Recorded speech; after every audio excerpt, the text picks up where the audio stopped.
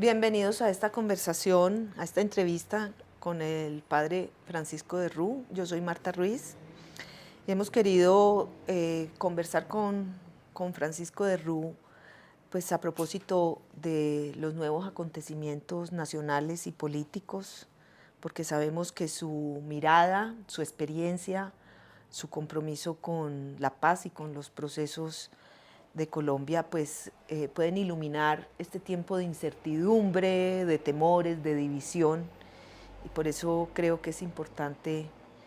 Pero yo quiero empezar, Padre Francisco, hablando o pidiéndole un mensaje a la Colombia que ha sufrido con el terremoto del 10 de agosto. Esta entrevista va a salir días después y como iniciemos con un mensaje para ese país que está en emergencia. En este momento en que el país está viviendo un momento de tanto dolor, pues uno no puede menos, sobre todo si viene desde una experiencia cristiana profunda, de Jesús al lado de los que sufren, de conmoverse y viniendo de la Comisión de la Verdad, Marta, donde vivimos juntos el dolor humano de Colombia y la sangre del pueblo colombiano por la violencia, pues no podemos tampoco sino sentir esto. Y ahora que he visto que el presidente arranca y se le presenta la profundidad del dolor de Colombia, me parece muy valioso que haya llegado a territorio durante toda la semana, porque esto ayuda a comprender, entre otras, una cosa que le dijo Rodolfo Londoño, el capellán de Palacio: usted tiene que mezclarse con la profundidad del dolor colombiano hasta llegar a oler a oveja, como decía el Papa Francisco. Ahora que pues entramos ya en materia sobre el presidente Abelardo de la Espriella, que está en sus primeros días, yo quisiera como su impresión sobre esta llegada, este primer momento del gobierno de Abelardo de la Espriella. El primer momento de la llegada de Abelardo de la Espriella, como yo la sentí, fue justamente una percepción compleja. Por una parte, sentí que lo que estaba pasando allí causaba alegría y tranquilidad a los que votaron por Abelardo, que causaba confusión y preocupación a los que votaron en blanco, y que causaba una confrontación a los que habían votado, confrontación y también enorme preocupación a los que habían votado por Iván.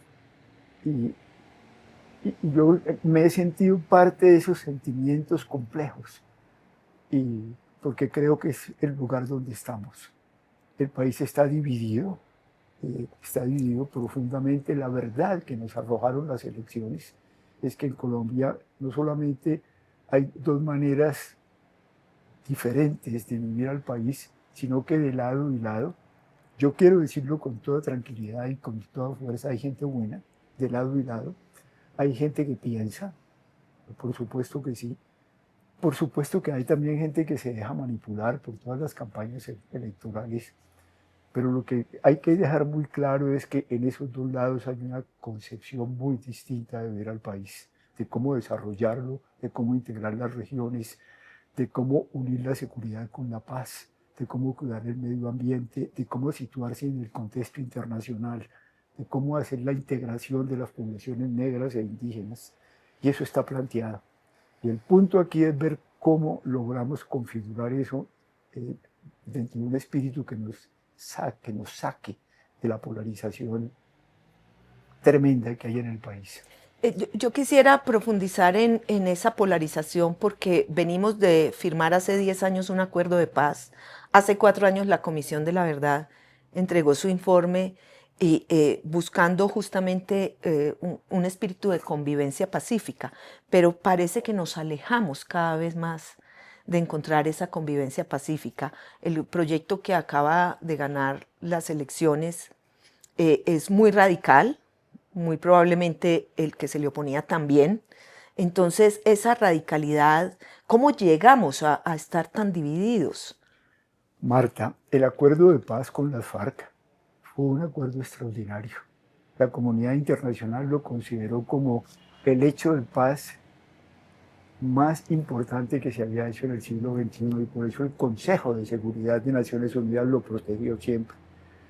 Pero ese acuerdo de la paz armada estuvo mezclado, fue el fin de la confrontación y de la guerra con el grupo insurgente más fuerte que tuvo Colombia y Latinoamérica. Pero ese acuerdo de paz, de la paz armada, dejó a Colombia en la guerra política, que no se ha resuelto. Después del acuerdo de paz, el plebiscito colombiano estuvo en contra del acuerdo. Mientras se celebraban fiestas en esa semana en Berlín, en Buenos Aires, en Washington, en Londres, en la Ciudad de México, por la paz colombiana, el plebiscito en Colombia votó contra la paz, mostrando que la guerra política seguía en Colombia. Pero es que esto viene de muy atrás, desde los años 60, cuando jóvenes colombianos, en vista de la profundidad de los problemas estructurales de Colombia no resueltos por la élite, resolvieron tomar las armas y llegaron a hacer un militarismo de izquierda muy fuerte. Y el Estado colombiano, en lugar de acogerlos en un proceso de diálogo desde entonces, entró en una solución militar, convencido de que iba a solucionar las cosas. Y ni los problemas se solucionaron con la guerrilla, ni el Estado logró acabar con la insurgencia. Pero esa guerra que se solucionó en el acuerdo de paz, y que tuvo la mezcla de los paramilitares y que también tuvo un acuerdo con el paramilitarismo, yo diría legitimizado, que vino al Congreso, nos dejó en una piscina emocional de odios, señalamientos, inaceptación y trato del otro de la manera más fuerte posible. Y en eso hemos vivido. A mí lo que me preocupa del setting que vi el día de la posesión es que sentí un país en la misma posición. Aquí continuamos en la confrontación. Y si bien el discurso del presidente fue un discurso diciendo yo invito a vivir con todos, el setting mismo decía aquí está el tigre y esto se va a solucionar con los militares. Eso me preocupa mucho. Y yo quisiera profundizar en el tema de los militares porque sé que usted tiene una preocupación enorme con el tema del militarismo. Y digamos, el presidente dijo, aquí ya se acabó el diálogo. Aquí lo que viene, ha dicho en otros momentos, la paz romana. Aquí vamos a matar a los cabecillas, vamos a usar, los militares pueden usar la fuerza y tranquilos que no les va a pasar nada. Entonces, ¿qué es, digamos, cuáles son los riesgos de un modelo militarista y cuáles son las reflexiones que usted, pues a partir también de la experiencia en la comisión, tiene sobre ese modelo militarista? yo quiero responder en dos cosas, una sobre el militarismo y otra sobre el diálogo. ¿Qué pasa con el militarismo?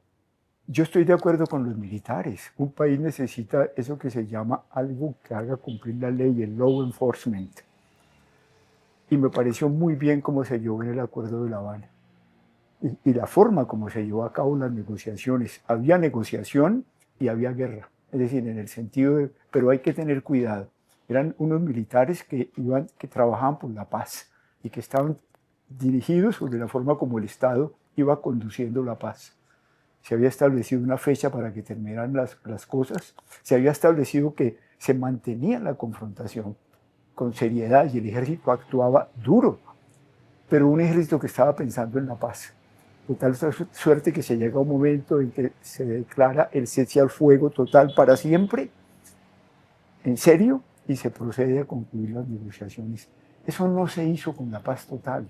La paz total fue un error por eso. Los militares pararon de actuar y se consolidaron estas empresas criminales con posición política en los territorios, obviamente que sí. Pero quisiera detenerme en el militarismo. El militarismo no es lo militar. El militarismo es la sacralización de lo militar, que es gravísimo, porque lo único sagrado realmente es el ser humano, el misterio del ser humano en la naturaleza. Y esa sacralización de lo militar ha llevado a cosas brutales. Las guerras en que seguimos hoy, eso que vio el presidente Eisenhower en Estados Unidos, vamos detrás de la construcción de un complejo militar industrial dominado por las grandes firmas de producción de armas, que son pues la Lockheed, las grandes firmas, para no entrar en detalles, que dominan sobre la política y ponen a los presidentes y a los congresistas para que apoyen guerras. Y el apoyo de las guerras va también junto con un mundo militar que dice el mundo lo arreglamos con las armas. Y nos ha llevado a la necesidad de más y más armas, porque el militarismo no puede aceptar que otro tenga más posibilidad de actuar y más seguridad con las armas que otro. Tenemos 8 países hoy en día con armas nucleares, una de ellas Israel, que lo tienen clarísimo las instituciones que están estudiando las armas. Y Colombia o está mirando hacia allá o está mirando con aliados que tengan armas nucleares también para colocarnos en esta locura.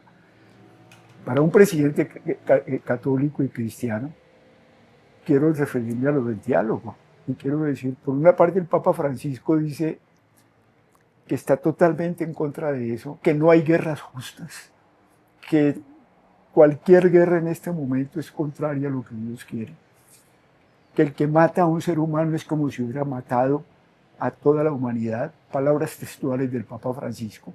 Y por otra parte lo está diciendo el Papa León y se lo dice directamente a Trump. A Trump se lo dice, váyase al diálogo, lo dirán, hay que solucionarlo con el diálogo. La guerra contra Gaza no tiene sentido, la solución es política. Y esta es la petición que hace el Papa a un presidente que también se pretende cristiano. Sí, a mí exactamente eso, digamos, me genera, como digo yo, disonancia cognitiva, sentir que hay una simbología religiosa vinculada a una simbología de guerra, cuando existe digamos, también un llamado de las iglesias y de la religión a la paz. Entonces, no sé si es que la simbología religiosa sirve para cualquier objetivo, para la paz o para la guerra. Me parece muy interesante eso que planteas, y aquí sí yo quiero decir unas cosas que yo diría a mí me duelen en el alma. Yo sé que muchos católicos en Colombia y muchos cristianos están felices de ver en el escenario de la toma presidencial que se apagan las luces y de pronto lo único que aparece es una Virgen del Carmen coronada. No, la Virgen de Fátima. Gracias, una Virgen de Fátima coronada. Sí, porque es la Virgen que ha sido utilizada por la extrema derecha siempre en momentos muy distintos. Caramba, yo pensaba María de Nazaret. O sea, ha sido usada como una bandera anticomunista. Ha sido usada como bandera anticomunista, porque se creó la ideología de que la oposición era comunista, lo cual es parte de la guerra, de la piscina de guerra política y de la falta de paz política que hay en el país. Que entonces se las pedimos a Petro y no lo hizo, y que me da miedo que este gobierno vuelva a vivir dentro de la piscina lo que es el mundo de Colombia. Pero mire lo de la Virgen. María de Nazaret, una mujer pobre, una mujer que no aceptó ni quiso ninguna cosa de poder, una mujer que empieza en Magníficas diciendo, levantó a los pobres del suelo y humilló a los poderosos. ¿Qué hace la Virgen allí? ¿Qué hace Nuestra Señora allí? Y luego encontrarnos ese setting ante los militares, que el presidente, mire, yo quiero que este pueblo de Colombia le vaya bien, y si le va bien al pueblo, le va bien a Abelardo. Y qué bueno que eso ocurra. Pero ese setting del presidente de Colombia ante los militares, gritando que el tigre va a actuar y que el tigre va a morder ahora sí, y que termine gritando viva Cristo Rey, es una mezcla que a mí me duele profundamente. ¿Por qué le duele lo de Cristo Rey? Porque Jesús se opuso completamente a lo militar. Jesús es la expresión de una manifestación del misterio de Dios que niega profundamente lo militar. Es una expresión del Dios absolutamente desarmado. Es el grito del Papa León cuando inicia su pontificado. Lo primero que dice ante la plaza, la paz con ustedes, la paz desarmada y desarmante. Esa es su primera llamada, y lo va a llevar a una confrontación con Trump, refiriéndose directamente a Trump, a decir, usted no puede tratar militarmente a los migrantes, Usted no puede actuar policivamente a los migrantes en Estados Unidos, son seres humanos igual que usted. Y yo creo que ahí hay un problema muy de fondo, pero un problema que puesto en la piscina colombiana de los sentimientos de guerra es muy delicado. O sea que uno podría sentir que hay una instrumentalización de la religión para objetivos políticos e ideológicos. O sea, que eso es lo que, porque pues, también el presidente recién se convirtió a la religión, porque él se había declarado ateo. Mire, porque uno tiene que creer uno le tiene que creer a la gente lo que dice. Yo creo que la conversión de Abelardo es verdadera y creo que eso hay que respetarlo inmensamente, ¿verdad? Pero la mezcla de eso, en esa forma descomunal con la política, me parece extraordinariamente delicado y todavía de una absoluta falta de claridad. Presidente que va por los santuarios y que hace, por ejemplo, lo que hizo en el santuario de Buga, un espectáculo para que vean su conversión. Yo ante eso, por supuesto que me siento muy preocupado, porque es que inmediatamente hago pensar en Jesús.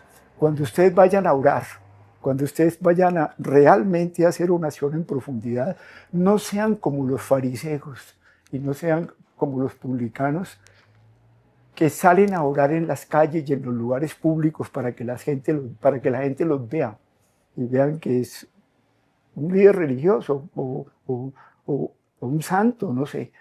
No, váyanse a su cuarto, cierren la puerta y oren y pónganse en silencio delante de Dios, que saben lo que ustedes quieren. Y cuando lo veo llegando a los santuarios, ¿sí? Y llegando a los santuarios con la televisión, como pasó en Buga, pues me acuerdo de Jesús también diciendo, mira, si vienes a un santuario a traer una ofrenda y te das cuenta que tienes algo contra tu hermano, deja la ofrenda allí y ve primero a reconciliarte con tu hermano. Tu hermano al que le estás diciendo que viene del otro gobierno y que el gobierno es un gobierno perverso. Sí. Pues puede tener todas las críticas magníficas, pero ve primero a reconciliarte con tu hermano y después sí ve al santuario a depositar la ofrenda. Pero además en esa matriz religiosa del presidente Abelardo de la Espriella hay la promesa de convertir a Colombia en un milagro. Y yo digo, Pacho, ¿los milagros existen? Yo te respondería en esto. Yo creo que hay un milagro, no cuando Dios hace lo que nosotros le decimos a Dios que hay que hacer, sino cuando permitimos que Dios haga lo que Dios quiere. Yo creo que Dios, si algo quiere, es la unión de todos los colombianos y la aceptación entre todos. Y la paz en Colombia y la reconciliación entre los colombianos no va a ser un milagro del Señor de los Milagros de Buga, ni del Señor de Monserrate, ni de San Pedro Claver, no. Si nosotros, ese es el desafío en que nos pone Dios. O ustedes los colombianos hacen la paz entre ustedes y llegan a entenderse como seres humanos y a respetarse desde todos los lados, y llegan a respetarse en sus diferencias políticas, y a comprenderlas y a entender lo que de lado y lado se puede aportar, o nadie va a hacer la paz en Colombia. Si ustedes quieren seguir en la piscina del odio y los señalamientos, se jodieron porque Dios no les va a arreglar eso. Sí. Y si ustedes quieren seguir en el militarismo, repito, no en los militares de la paz, sino en el militarismo de que esto se soluciona con la guerra, se jodieron porque Dios no va a arreglar eso. Sí, o sea que usted está de acuerdo con el Estado laico. Pues yo no sé, yo he visto que han estado discutiendo con la Constitución si es laico o no es laico, pero lo que no estoy de acuerdo, por supuesto, sí es la utilización de los símbolos religiosos, entre otras mal utilizados en el cristianismo allí, para imponer una teoría política que puede ser lo más legítimo, pero no lo mezclen. Dios en la religión es lo más peligroso. Mire una cosa, porque es que se le puede devolver a Abelardo lo que le pasó a Franco en España. Franco gobernó ese estado con una posición religiosa, de símbolos religiosos, un poco como, es que me acuerdo de Jesús. tirando los símbolos religiosos a la gente cuando Jesús decía, cuidado, no pongan lo sagrado, no tiren unas cosas muy, muy fuertes, no tiren lo sagrado a la basura, porque se les devuelve. Y se devuelve completamente contra ustedes. A Franco, por supuesto, entonces se hizo enterrar en el santuario de la Cruz, en el Valle de los Caídos, en la Basílica. Pues el pueblo español se le vino encima después con una gran indignidad por lo que había hecho Franco en la utilización de lo religioso y obligaron a sacar el sepulcro de Franco de allí, de la Basílica, que lo pusieran en un cementerio común y corriente al lado de su esposo. Y en México esto produjo la guerra de los cristeros, que fue una guerra, produjo una ruptura mucho más allá del Estado laico. Prohibición a los sacerdotes de vestirse como sacerdotes. Cuando uno iba a ir a México le decían, no diga al hacer el pasaporte para que le den la visa que usted es sacerdote porque no lo dejan entrar. Esas cosas producen la magnificación de lo religioso, como produjo las guerras religiosas en el mundo.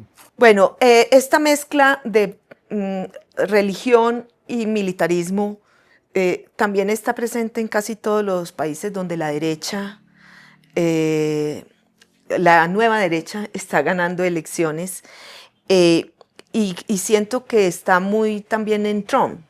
Y yo quisiera que reflexionemos sobre esa entrega total que tiene el presidente Alberto Abelardo de la Espriella a la, digamos, a la política de seguridad de Trump, que es la política de seguridad de los Estados Unidos. El escudo de las Américas, un plan Colombia 2, o sea, ¿qué reflexión hace usted, Francisco, sobre esa, digamos, adhesión incondicional a Israel y a Estados Unidos? Pues a mí me causa más que preocupación. Yo siento una reacción interior muy honda. Mire, independientemente de la política, a mí no me interesan ni los republicanos, ni los demócratas en Estados Unidos. Por supuesto, uno no está en eso. Sí. Pero yo estoy convencido que Trump es una desgracia para los Estados Unidos y para el pueblo americano que quiero mucho y para la intelectualidad americana. Y estoy convencido que un hombre de esas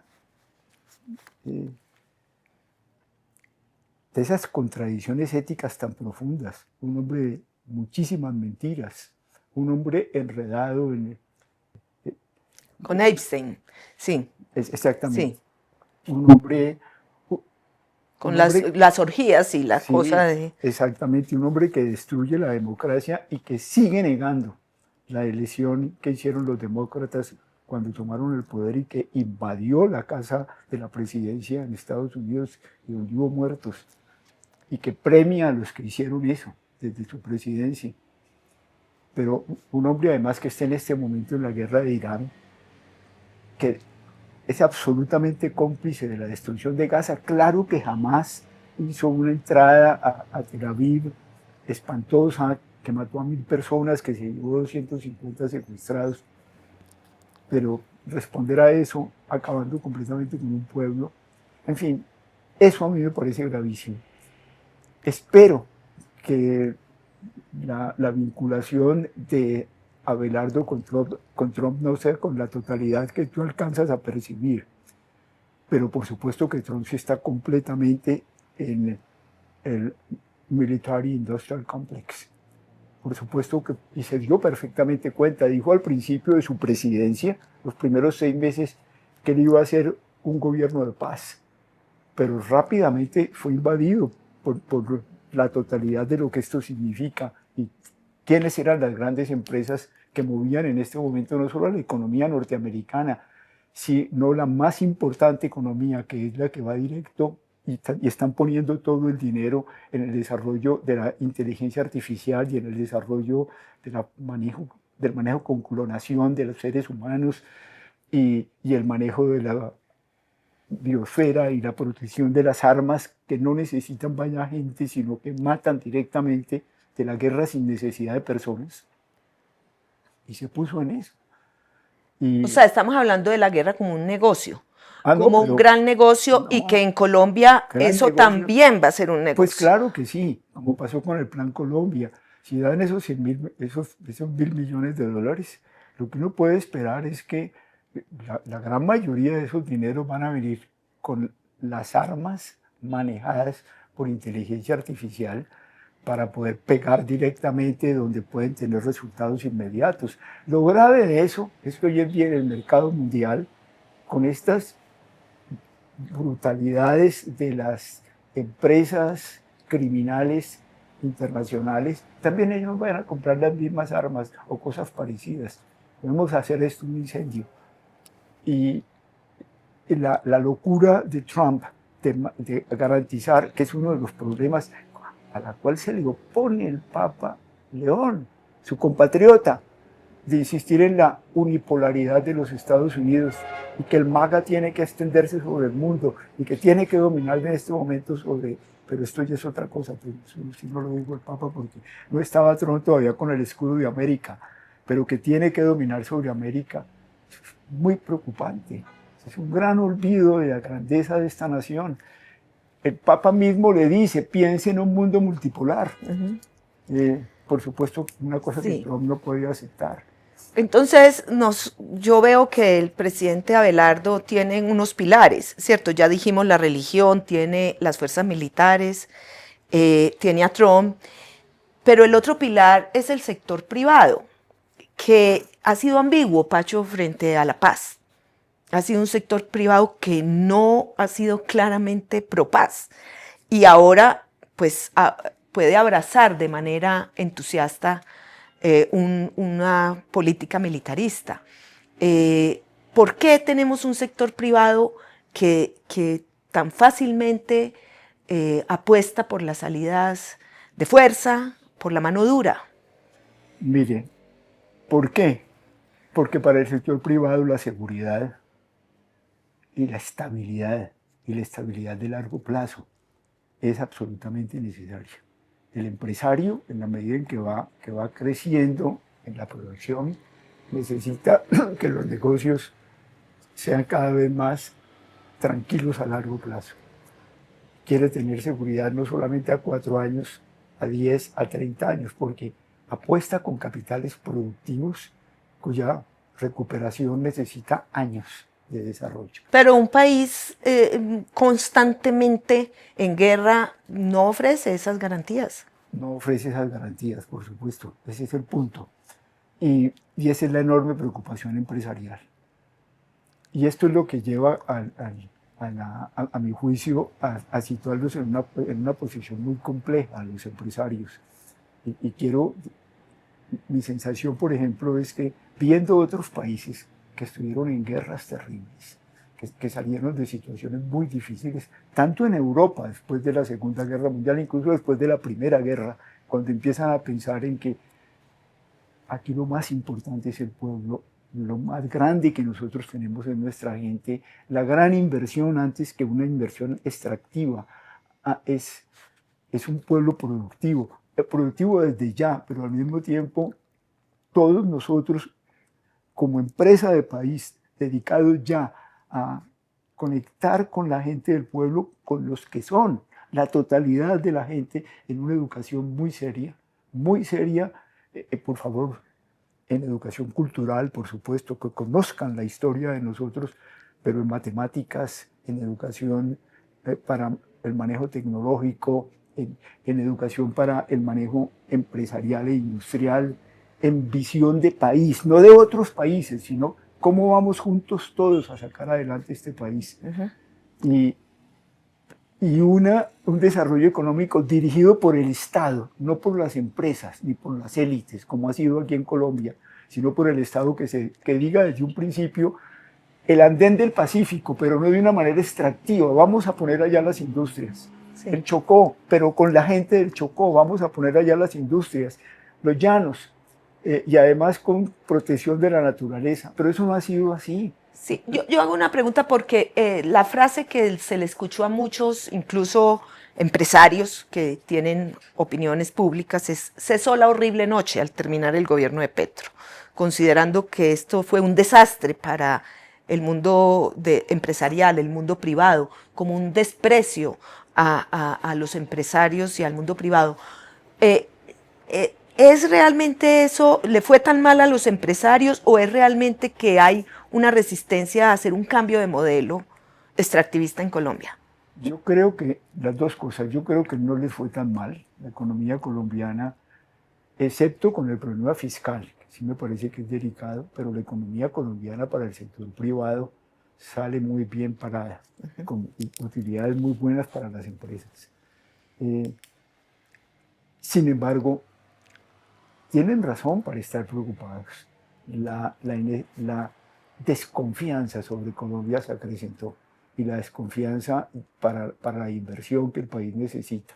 Claro que esa inversión es bienvenida, pero el gobierno tiene que dirigir la economía del Pero país. si gran parte del gabinete viene de los gremios económicos, ¿es posible que abstraerse de un conflicto de interés, por ejemplo, que una ministra de Salud sea la que viene de dirigir las EPS privadas? Esos intereses van a pesar mucho, por supuesto que sí, porque están bien metidos dentro del gobierno, pero a mí eso me preocupa menos, porque de todas maneras los empresarios son parte de la sociedad civil del país. Y lo digo con toda tranquilidad, yo estoy convencido que los únicos que realmente crean valor son los empresarios. Hasta los empresarios criminales también, los empresarios que manejan la mafia, los empresarios que están en esos territorios criminales. Pero justamente por eso tenemos que, con el mundo sano, si usted quiere, de la economía formal, hay que meterlo en la profundidad de Colombia. Hay que pedirles que no sigan haciendo inversiones de empresas colombianas en Estados Unidos, en Perú, en Chile, en Bolivia, en Centroamérica, cuando la inversión hay que hacerla aquí, con la gente de aquí, que dejen de tenerle miedo al pueblo, porque si no, no vamos a ninguna parte.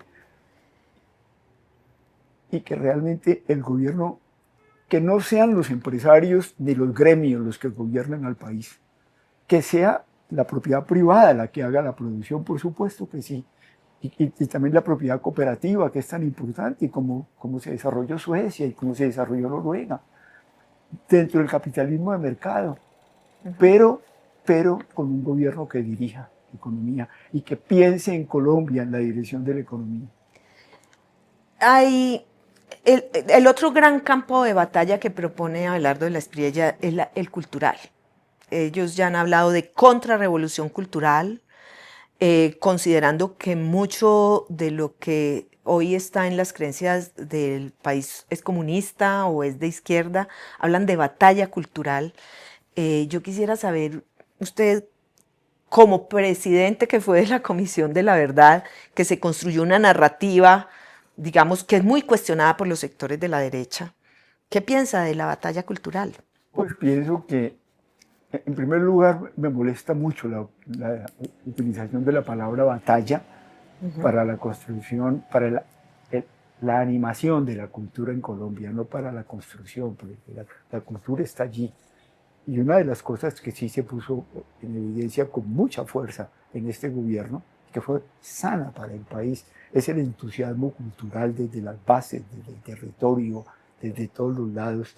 No la cultura culta, que es importante, está bien, yo me refiero a la cultura culta como la ópera, como Bach, Mozart, a mí me encantan, pero sentir la cultura de Colombia, pero además no solamente en eso, sino en las formas como la gente se manifiesta, en la gente como la cultura expresa la dignidad diferencial de los grupos étnicos, de las mujeres, de las formas de expresar el género, de las familias, de las comunidades religiosas. Eso es importantísimo. Mezclar eso con una batalla no tiene ningún sentido, porque la batalla es volvernos a meter dentro de la piscina del modo de guerra, donde a ver quién gana. A mí me parece que el esfuerzo de la comisión estuvo muy pegado a eso. Es decir, muy pegado, sintamos a este pueblo, sintamos el inmenso sufrimiento de este pueblo, recojamos la memoria de este pueblo para saber qué es lo que aquí está pasando. El Papa Francisco, otra vez, que yo sé que el presidente es muy católico, empezó por decirnos aquí dos cosas que quiero traerlas, porque me parecen muy importantes. Una, comenzó a decirle a los obispos en Medellín, en la misa de Medellín, si quieren que haya tranquilidad en este pueblo y haya reconciliación, vayan y pongan sus manos en el cuerpo ensangrentado de su pueblo. Espero que esta entrada, que puede ser realmente un misterio de la gracia con el pueblo sufriendo el terremoto, le ayude a Abelardo a ver cuál es realmente la realidad del país. Pero además ese pueblo grita por la paz, por la paz. Y yo me acuerdo de las reuniones que nos tocó ver en comunidades inmensas gritando, paren esa guerra, párenla de todos los lados, párenla ya. Y el Papa Francisco, aquí en Colombia, en sus discursos en el país, 66 veces utilizó la palabra paz. Y la última, el último gran discurso que dijo en Cartagena, donde había estado al lado de Pedro Claver, esclavo de los esclavos, fue: Colombia, esclava de la paz para siempre. Sí. Son muy Claro, pero también hay una parte del país que está contento con la idea de que haya mano dura y que vuelva la guerra. Hay una parte del país que votó por Abelardo por eso, porque quieren que haya respuestas de fuerza hacia el crimen organizado, básicamente hacia el crimen organizado. Entonces, es un país que sí está con la paz. No, el país, hay medio país que no estuvo con la paz y que votó en el plebiscito que no. Por supuesto que sí. Y me temo que esa parte de la piscina sigue actuando de esa manera. Pero lo que yo haría hacia ellos es justamente invitar a que recuperemos lo que fue el proceso de paz que llevó al acuerdo internacional, respetado por Naciones Unidas, del Estado colombiano con las FARC. Porque fue, y por eso quise traerlo, fue un Estado que no estaba luchando por acabar con la gente. Hay que matar a todos los insurgentes y hay que perseguir a todos los aliados de los insurgentes, sino un Estado que estaba luchando no por acabar con la gente, sino por acabar con la guerra. Y lo consigue. Y eso Colombia ya lo aprendió. Y eran militares que iban por la paz. Y que fueron muy, muy seguidores de lo que les estaba pidiendo el Estado. Sí. Que fueron serios en eso. Y eso no se hizo con la paz total. Y por eso la gente se enfureció más con la paz total. Porque creó más intranquilidad e inseguridad en el país. Las víctimas siguieron creciendo. Y lo que a uno le preocupa cuando estuvo en la Comisión de la Verdad es que las víctimas vuelvan otra vez a crecer y a crecer en el país. Sí. Bueno, de todas maneras crecieron muchísimo también durante el gobierno de Gustavo Petro, a pesar de que no usó un esquema militarista.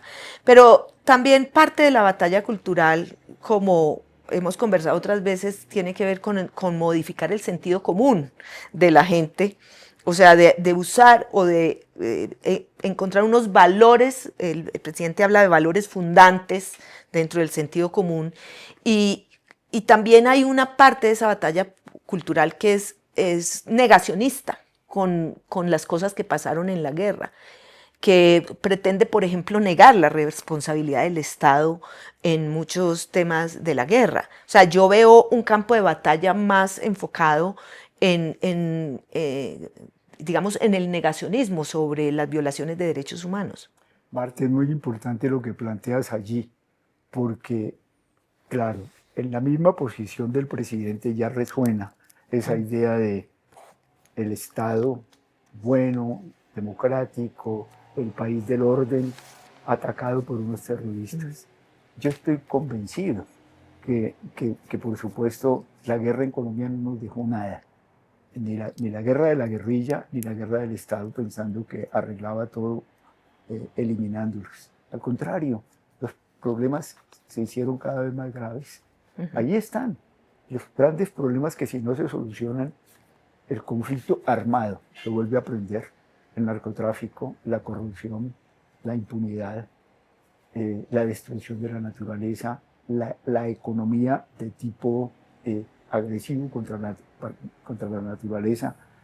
Si esos problemas no se arreglan, la reconstrucción de la arquitectura del Estado, pues estas cosas van a continuar. Lo quiero traer pero eso lleva, por supuesto, al migracionismo, al que te acabas de referir. No, esos problemas de la memoria y esos problemas de la verdad de lo que aquí pasó están allí. El Estado colombiano, si uno lo une con el paramilitarismo, donde hubo muchas complicidades, pues si bien la guerrilla cometió gravísimos crímenes de guerra y crímenes de lesa humanidad, igual el Estado los cometió, gravísimos crímenes, y eso está aquí, y está a la vista del mundo, y a la vista de Naciones Unidas, y está a la vista de la historia que se haga sobre Colombia. Y si nosotros no tomamos eso, pero no una verdad para señalarnos y estigmatizar y decir quién es el malo, sino asumir lo que nos pasó y asumirlo con absoluta tranquilidad y unirnos todos a construir una cosa distinta, donde no haya más máquinas de producir víctimas. Pero con eso tenemos que trabajar sobre la verdad de las cosas. Claro, pero digamos, ese escenario que usted plantea está cada vez más lejanos porque estamos cada vez más polarizados. Y yo quisiera... Eso era lo que nosotros llamábamos no la paz total, sino la paz grande.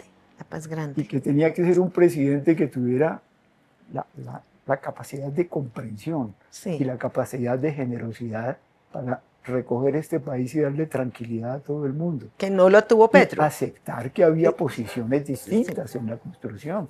No la tuvo Petro, se la pedimos a Petro.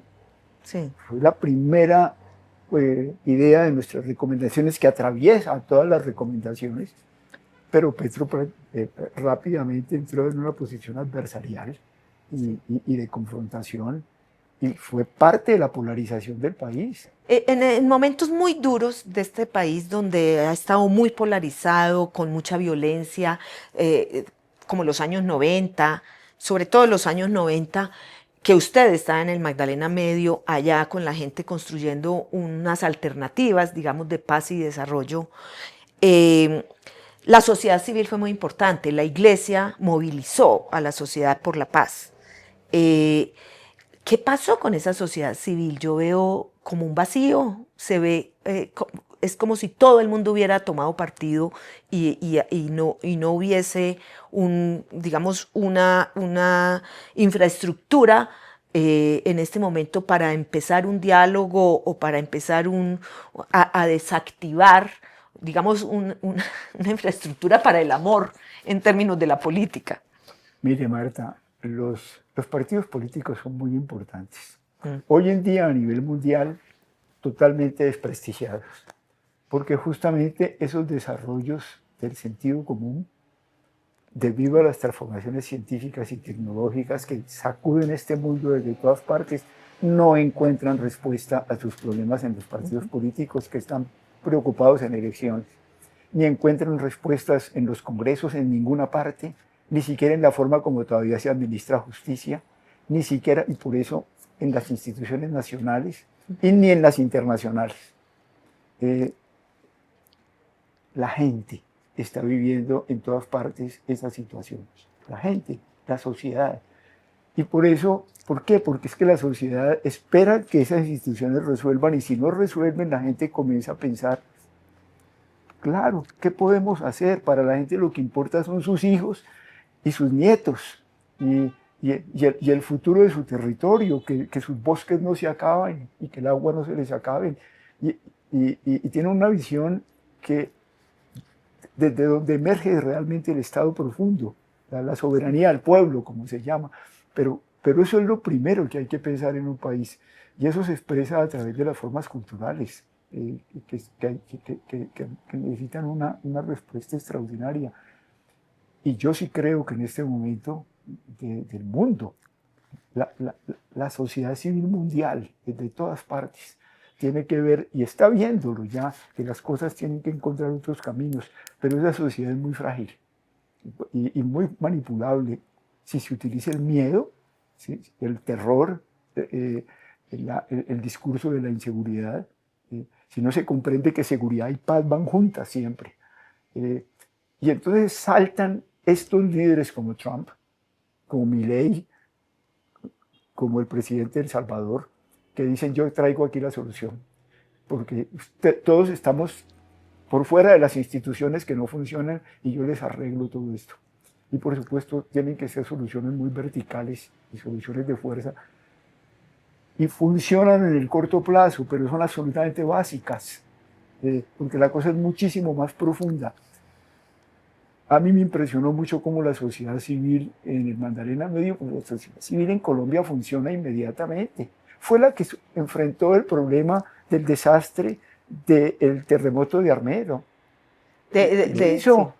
Y se hizo con una gran calidad. El Estado depositó en la sociedad civil esas posibilidades con empresarios y con iglesia. Con el eje cafetero. En el eje cafetero, claro.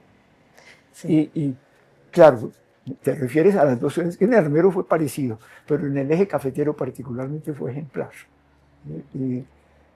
Ahora, traes también el lugar de la iglesia.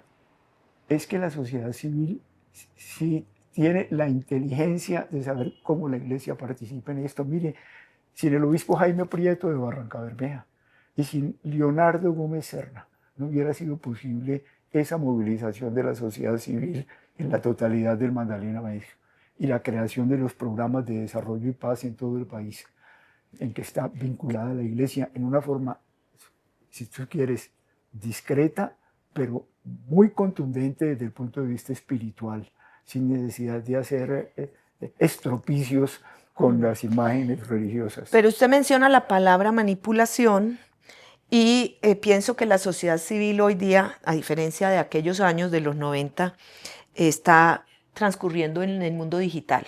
Se expresa en el mundo digital y el Papa acaba de sacar su encíclica sobre los riesgos de la inteligencia artificial. Y yo quisiera, que esto ya es mi penúltima pregunta, es un poco una reflexión sobre cómo podemos tener una conciencia y una empatía y un pensamiento propio en un mundo tan manipulable por el algoritmo y por un algoritmo dominado por un puñado de tecnócratas o tecnofascistas, como llaman ahora. Pues el Papa lo entiende inmediatamente y por eso es que se inspira en la Rerum Novarum. Todas las cosas son nuevas. De su predecesor León XIII tomó el nombre de León XIV y su primera encíclica es: aquí hay un problema profundísimo que se viene contra la dignidad humana, esto es muy hondo, que se viene a que no es aceptable que las máquinas lleguen a decidir las cosas por los hombres y las mujeres. No es aceptable que lleguemos a la locura de que por la voluntad de unos muy pocos el mundo se maneja con guerras manejadas por la inteligencia artificial. O gobiernos que gobiernan con inteligencia artificial. Por supuesto, por supuesto. Y gobiernos que a su vez son gobernados manejados por grandes empresas que saben que para el desarrollo de ese tipo de inteligencia los recursos grandes están viniendo de las grandes empresas de la guerra, porque es allí, en el desarrollo de las tecnologías para gobernar sobre el mundo, a través de las armas más potentes, que menos me hagan daño y que acaben completamente con el otro, está la inteligencia artificial poniendo más plata. En este momento el negocio del Military Industrial Complex va hacia allá. Y en esto es muy visionario el Papa. Y dice, lo primero es el ser humano, lo primero es la grandeza de la humanidad, no de un país ni de una nación, sino la extraordinaria humanidad, dice, está hablando de todos los países del mundo y está planteando lo que el Papa Francisco decía: en lugar de volver a los nacionalismos radicales, a los mega o maga radicales, a reventarnos otra vez en poderes que tratan de consolidar la hegemonía, creemos la comunidad mundial con confianza. y acabemos con el nuclear y con cualquier cosa que pueda dominar sobre la alegría y la espiritualidad y la profundidad del ser humano. ¿Algún mensaje para la oposición? Porque este país está partido en dos.